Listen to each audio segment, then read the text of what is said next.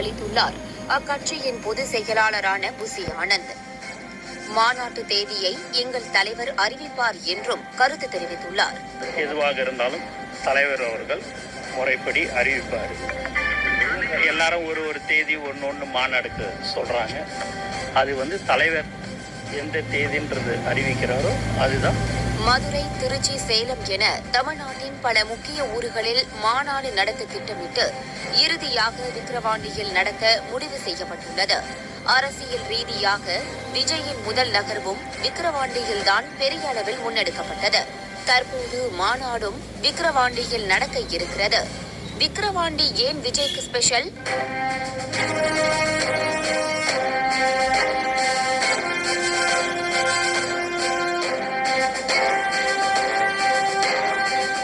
திரையுலகின் உச்ச நட்சத்திரமான விஜய் கடந்த பிப்ரவரி 2ஆம் தேதி தமிழக வெற்றி கழகம் எனும் அரசியல் கட்சியை தொடங்கினார்.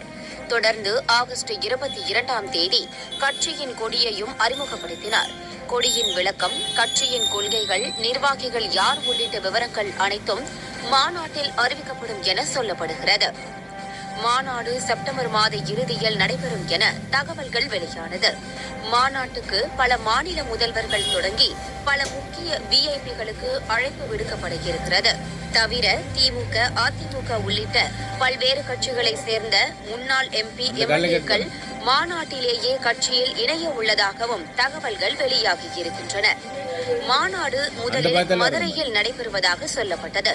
பிறகு சேலம், ஜெகநாயக்கன் பட்டியில் நடைபெறுவதாக செய்திகள் வெளியாகின. பின்னர் திருச்சி பொன்மலை பகுதியில் உள்ள ஜி கார்னர் ரயில்வே திடலில் மாநாடு நடத்துவதற்கு மனு அளித்து மறுக்கப்பட்டதாக சொல்லப்பட்டது.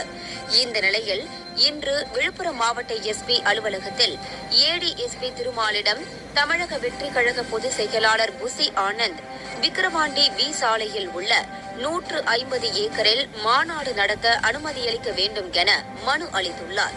அவருடன் மாவட்ட நிர்வாகிகளும் உடனிருந்தனர்.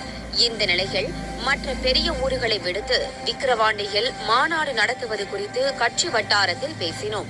விக்கிரவாண்டியில் எங்கள் தளபதிக்கு ரசிகர்கள் அதிகம். எங்கள் கட்சிக்கும் நல்ல கட்டமைப்பும் இருக்கிறது. உங்களுக்கு நன்றாக தெரியும்.